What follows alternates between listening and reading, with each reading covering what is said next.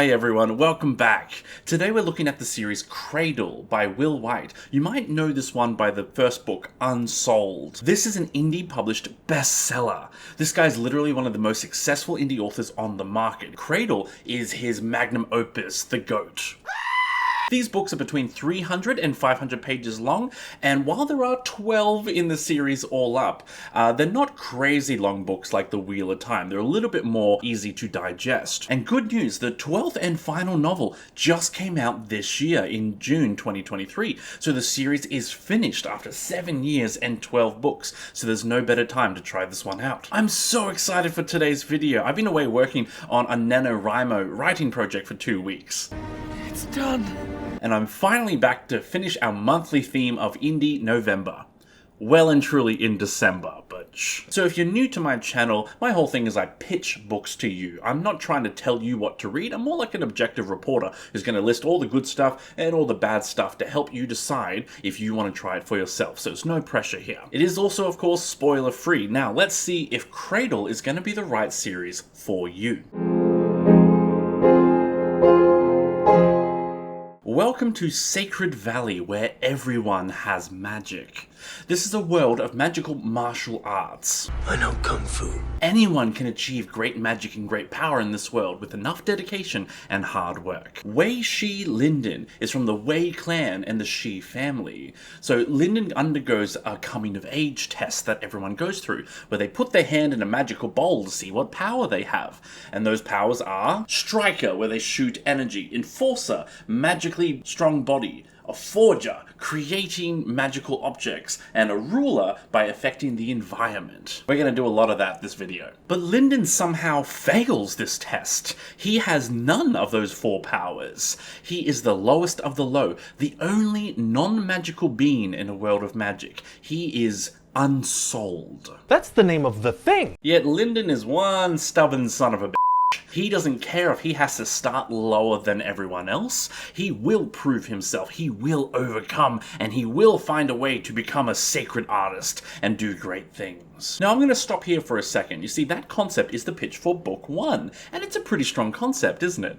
But I need to pitch the whole series, and for that, I kind of need to reveal a major event in book 1. I've thought long and hard about this, and I've tried to avoid it, but I simply must include a spoiler in this concept pitch. So if you want to go spoiler free, skip to the time here. Now let's do... You see, from the beginning of book 1, Lindon is being watched by some higher power. And partway through book 1, he meets this watcher. Her name is Suriel. And she is some sort of angel / goddess. She is one of the 7 ruling judges who rule the known universe, and she wants to help Lindon and point him in the right direction. So Suriel gives Lindon a vision of the future, and he sees himself living peacefully eventually. And then an apocalypse literally destroys Sacred Valley.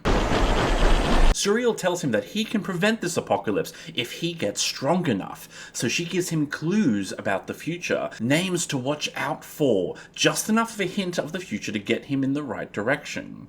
But of course, Suriel isn't doing this out of the benevolent goodness of her immortal heart. There is a mystery in the heavens itself. One of those 7 judges has disappeared. We thought that was impossible. Now Suriel foresees problems for all of creation. Something's going on. So she is moving pieces on her chessboard. Finally, Suriel tells Lindon that all this power on the planet, all the great possibilities, are just the beginning. The rulers of the heaven have a name for Lindon's planet. They call it Cradle. That's the name of the thing. His whole world is just the first step. Now Lindon's journey is not just about proving himself. He now knows for a fact that it is possible to reach entire heights beyond the world itself, and he must advance in power and grow if he is to save his home. Okay, so a major feature for this series and its biggest selling point is the magic system, because it is a great magic system, but I have to prepare you. Magic takes up a disproportionate amount of screen time in this series, sometimes a lot more than character or plot. Let me put it this way, there are many ways you can build a fictional world. A realistic fictional world will have a combination of multiple fields of study, so like geography, history, economy, political science, cultures, etc. etc. Well, Cradle has almost none of that. This world is strangely empty of finer world building details, and that becomes very apparent the deeper into the series you go. This world has almost no sense of the geography or how it all fits in. There's no economy. I have no idea if there is money in this universe. There's no history, no mythology. And no religion too. Because this world is all about the magic system. Because you know I'm all about that Magic system. about that Magic system. No. Plot. Made myself laugh there. So what makes the magic system so compelling? Well, I'm glad you asked me. Let's break it down to 4 things and then I'll elaborate on them. So we have martial arts and fighting, the 4 techniques, power levels, and the different paths. So first, this is a martial arts magic system. Think Dragon Ball Z or Avatar. People train by fighting. So not only is it cool, it's a very action-heavy series. There is always someone to fight, some battle, some general mayhem. It's a thrilling series to read for that reason. Second are the 4 techniques, which I mentioned at the start, which were Striker, Enforcer, Forger, and Ruler. The cool thing about these techniques is that over time you start seeing them get blended together. There are many attacks that are a combination of 2 or more powers.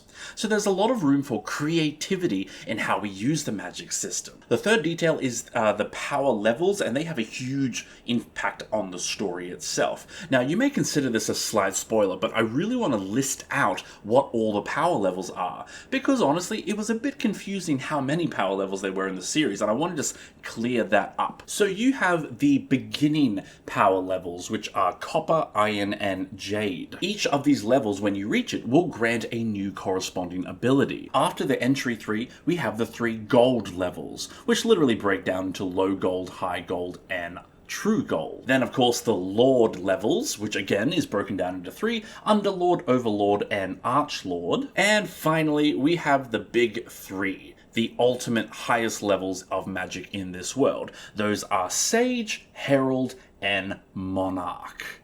Now, these 3 final ones have very few actual people at this rank, and the path to achieve them is shrouded in mystery. That sounds like foreshadowing. These power levels are extremely well done. You see, if you've ever watched classic Dragon Ball Z, you know, back in the day, I was there, Gandalf. the power levels there were kind of vague. There was always a big power-up sequence and a ton of everyone going, "Ooh!" It's over 9,000!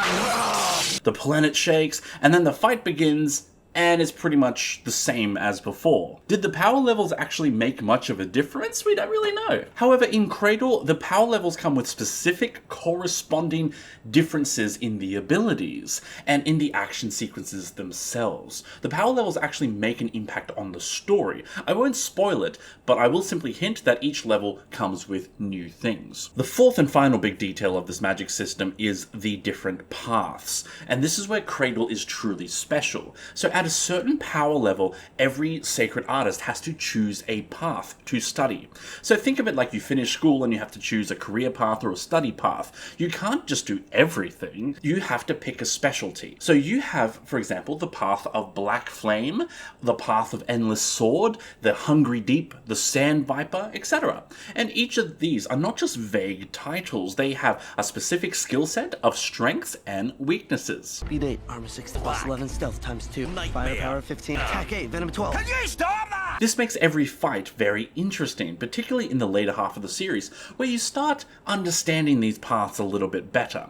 And honestly, you don't have to pay too much attention to it for it to work. So for example, sometimes the book will say, the next fight is going to be between a Blood Shadow and a Black Flame, and we go, oh, those are very comparable paths, you know, this is going to be a good fight. Other times it's like, it's going to be Glacier's Birth versus Last Leaf, and we're like, Who? but even then, we know it's going to be a great action scene anyway, even if we don't quite understand what is possible. So that's a glimpse of how the magic system works, and let me tell you, there is enough content in that to span 12 books. It is fascinating and definitely a big highlight of Cradle.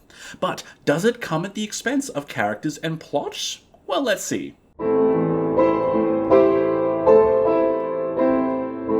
So our main characters are a group of people dedicating to powering up together. A bunch of rogues and outsiders who come together because they want to work harder with more creativity and determination to get to the top. Kind of like the Avengers, but if the Avengers had to learn all their powers together rather than in separate movies. Now I'm going to be brutally honest here. The characters are really basic and flat. At first. Don't hate me. At the start of the series, every character is very much very, very serious or very, very silly. There's no real spectrum or complexity to it. There's almost no character work either, so the emphasis is on their power levels and their abilities, not their personalities. There's not a lot of strong emotions that they show or a lot of deep connections with any of the characters. We may feel sympathetic for them, but we don't know them very well. In fact, this is the reason why I struggled with this series around books 4 and 5, because I knew 12 books is a long time to spend with pretty one-dimensional characters, and I started losing interest. I took a break after book 5, came back 6 months later. However, by a happy coincidence, book 6 onwards is where the writer started putting a lot more emphasis on character, and expanded all of these one-dimensional characters into more than that. In short, I will say the magic system dominates the story pretty hard in probably the first 5 books. By book 6, better character work and better plots are included in a much better balance. I would say I massively prefer the second half of the series. This is particularly true of characters. They all get fleshed out a lot better. Later on, we have strong moments of characters having self-realization, character arcs and changes, and even personal trials, not just magical trials. Now, let's look at these people. So first we have Lindon, the main guy who I mentioned in the concept. This guy has one motivation and one personality trait: level up. That's his whole vibe. Lindon is simultaneously the most inspiring character and the least interesting. We love him because he's so dependable, and he always finds a way, and he never gives up. No, never give up, never surrender. Unfortunately, he never tells a joke, or takes a break, or talks about his feelings. He's more machine now than man. Although, side note, I personally like to think of Lindon as having autism. In my headcanon, he's definitely on the spectrum, and I found him much more interesting once I decided to perceive him that way. I don't think it's official though. Alright, so our number 2 character is Yeren, and Yeren is another one of the serious characters. She's very stern. She has lost a lot in her life, so she's determined to get stronger so she never loses again. She has no times for games and is the first to draw swords and start fighting at little provocation. And Athen, this is one of our silly characters. Athen is spelt with an E, and it shocked me when I went to Audible and they pronounced it as Athen. I'm like, how dare you? Introduced in book 2, Athen is a rich young noble who's already high on the power scale, but he's looking for promising new warriors, though he's a bit eccentric. So which of you fine gentlemen would like to join our team? Athen is so delightfully goofy, yet he's also mysterious. He reveals nothing about his past, his motives, or his goals. Of course, Lindon doesn't really care as long as he gets the mentorship he needs. Orthos is a turtle. Yes, this world is filled with creatures of magic. So simple magic trees on the low end, and then the mighty dread gods on the other end. Orthos is a turtle, but he sees himself as a dragon.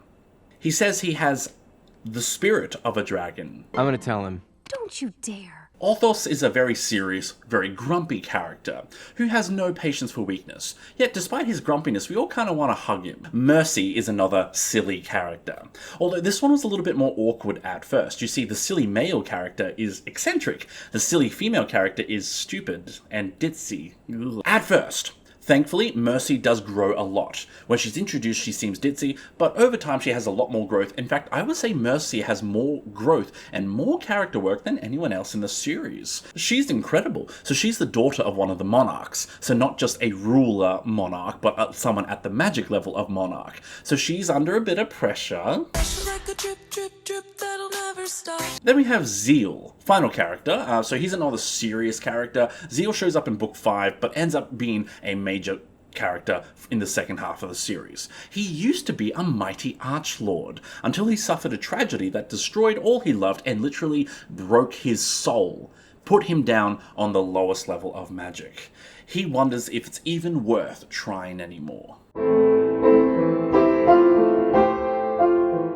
So the plot can be very simple, maybe even overly simple at times. So book 1's concept is very strong, and it is a terrific starting point, the idea of Lindon being the only non-magical person in a world of magic. Yet for books 2 to 6, the plot is kind of the same thing. Oh, there's a new problem? I know. We'll advance to more magic, and that will fix the problem. That literally sums up the first half of the series. But the series is also aware of that, and even pokes fun of itself a couple of times. There's one conversation where a character says, "We can't just solve every problem by leveling up," and the other responds, "Well, it's actually worked so far." So this does feed back into why the magic system gets so much attention, because it is how you win the battles. However, the plot is similar to the character work, where it's very simple for the first 5 books, and from book 6 onwards, the plot starts having a lot more to it. It's not just, how do we advance and win the day? It's actually a little bit more like, who do we ally with and politically support in order to gain the most assistance in our magical journey? But what's the story about? I mean, how does this story take 12 books? What I'm going to do is actually give you an idea of where the arcs are for the series. So similar to how in anime you have certain arcs. I do want to avoid spoilers, but I also want to entice you so you know where the series goes approximately. So first we have the Sacred Valley arc part 1, which is contained in the first book. Then we have the Athens team and Lindon's Nemesis arc for books 2, 3, and 4, well, half of 4. Then we have the introduction to the Dread Gods and the Monarchs. So this is heavy world building time. Books 6 and 8 cover the tournament. Then we have the Sacred Valley arc part 2, which sort of links back to number 1.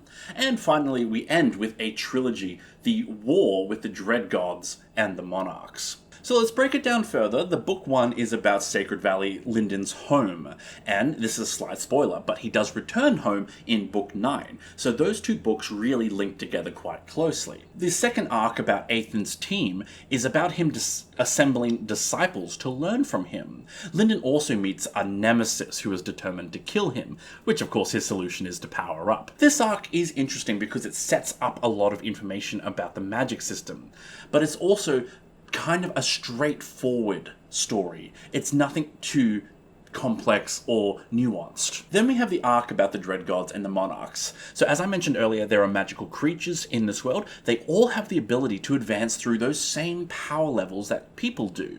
However, the ultimate level for the creatures is Dread God. And these guys are basically, think Godzilla. So like the size of a city and city-destroying level monsters. These guys come from legend, they're basically gods. The Monarchs, on the other hand, are the greatest mortal power on Cradle. There's only 8 of them in existence. Each monarch is fascinatingly unique in power and personality. They all have a specific moral alignment, and they all play a major role once they are introduced. So the Dread Gods and the Monarchs are vital to the series plot and to the ending of the series as well, but it takes a while to introduce them. Now, the tournament arc surprised me in just how hard the series escalated at this point. The tournament is not just sports, it is more like war games. So each monarch and each empire puts forward their contenders. They put forward the best of the best in their empire. And it's actually a massive political game. If someone wins, it means their empire is clearly capable of producing such great warriors. So it means everyone's going to want to make trade deals with that empire and no one's going to dare invade them. But if you lose, it means your empire is weak and everyone should invade you. No wonder everyone keeps invading you. So there are huge consequences for winning or losing. This is also where the tenuous balance between the monarchs is revealed, and the whole world starts feeling a lot more real.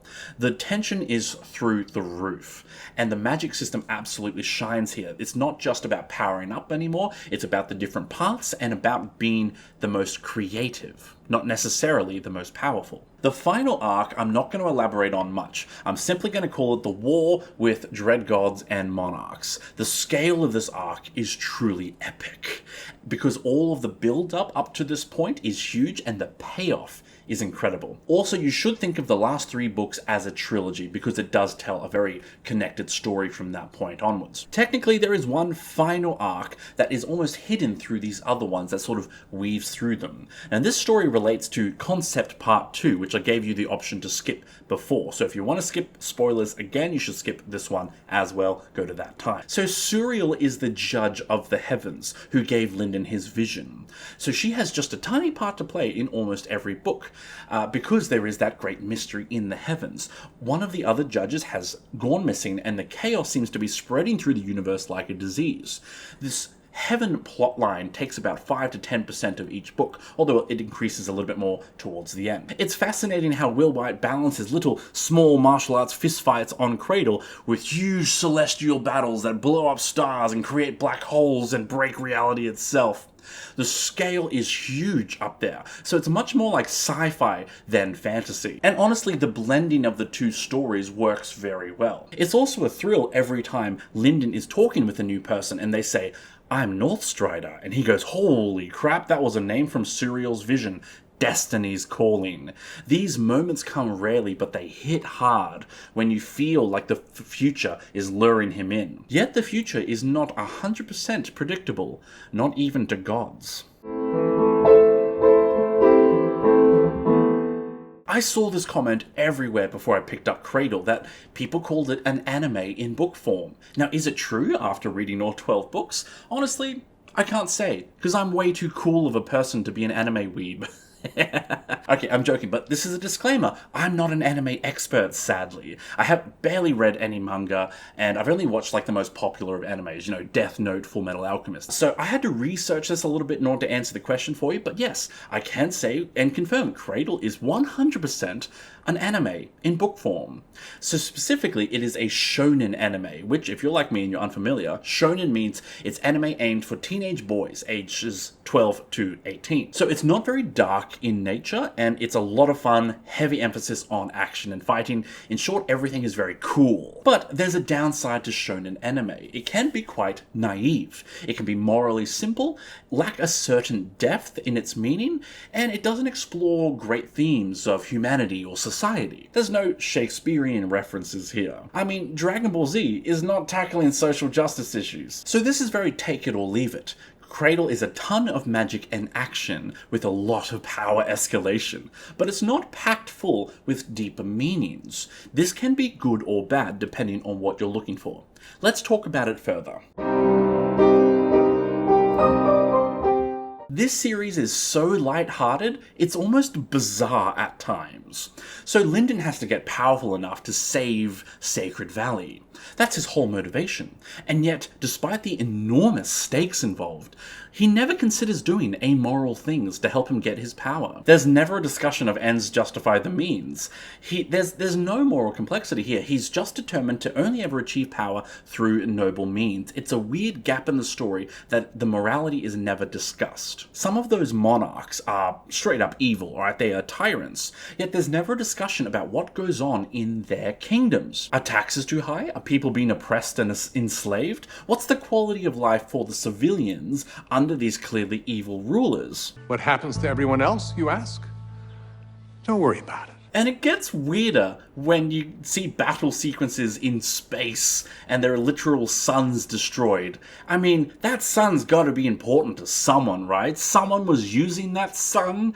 Are we gonna talk about the utter annihilation of a solar system and the cosmic consequences? Nope. Of course not, you silly. This series stays lighthearted and fun the whole time. While I'm tempted to criticize this somewhat because of my personal preferences when reading, the truth is, some people want this. Sometimes we just want to read a nice, easy book that we can escape from a world that is so complicated. The human world, it's a mess. So if you want to read fiction to be challenged in your empathy and understanding of social justice issues, this may not be your series. But if you want to read something fun, try Cradle. In fact, let me really hammer this point home with the next segment. Nothing. There is no content warning. Yes, there is heaps of actions and fighting, but it's all kid-friendly. No one gets eviscerated.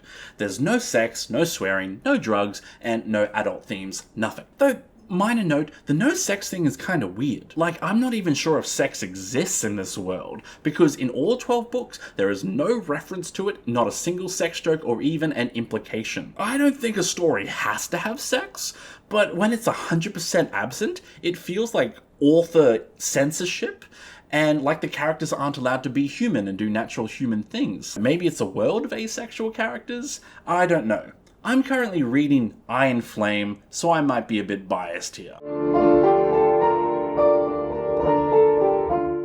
This is a curious series to discuss representation on, because there's kinda, well, none. There's no racism in Cradle, because there are no races. Everyone's white. There's also no homophobia or transphobia in Cradle, because everyone's straight and cis. There's no discrimination of any kind, because everyone's just normal.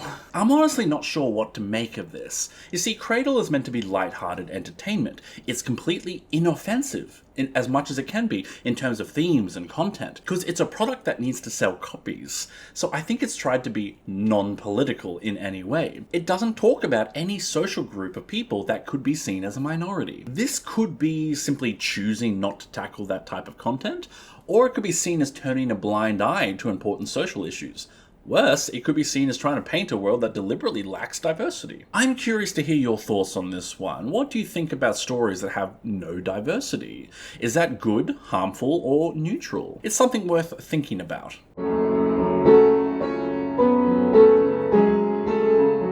So the ending has huge build-up over 12 books, and I would say the final 3 books are incredible. They are among the most impressive fantasy books I've read. Is the ending worth it? I would say probably yes, because overall it's a satisfying ending. It's extremely rewarding because every victory had to be worked for so hard. So the final achievements are truly deserved at this point. It's just that 12 books is a long time to spend speculating on what the ending will be, and when it didn't happen exactly as I expected, I thought it was anticlimactic. Will you like it? Probably. It is just a very, shall we say, specific ending.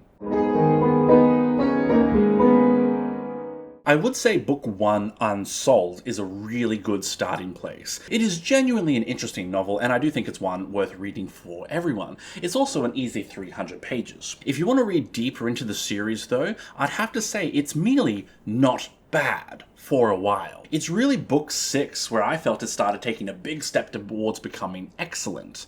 There's plenty to enjoy in the meantime, and the magic system is fascinating, but it really starts coming together in the middle to become an excellent series towards the end. Oh yeah, it's all coming together.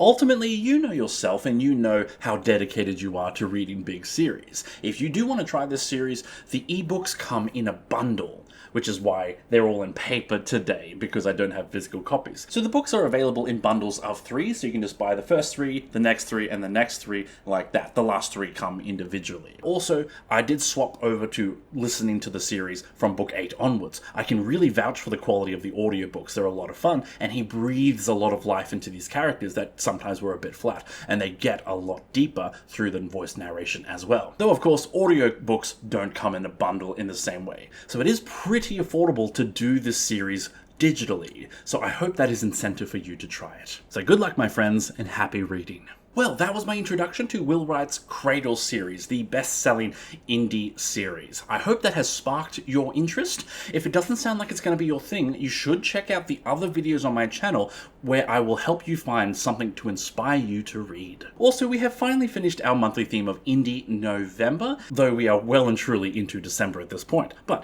I'm excited to announce a little late that our monthly theme for December is going to be Discovery December, where I'm looking at fantasy books that are not set in Europe. So we're traveling the world a little bit. We're going to look at the Poppy War, which is set in China and the Greater Asia region, then the Daevabad trilogy, which is set in the Middle East, and finally Children of Blood and Bones, set in West Africa. I hope you'll join me for that. You can support this channel and help me continue to make books and reading more accessible and exciting by simply liking the video, leaving a friendly comment, or even sharing the video. You can also buy something from our shop, Rainbow Space Unicorn. Thanks for watching, and I'll see you next week for the Poppy War. Bye!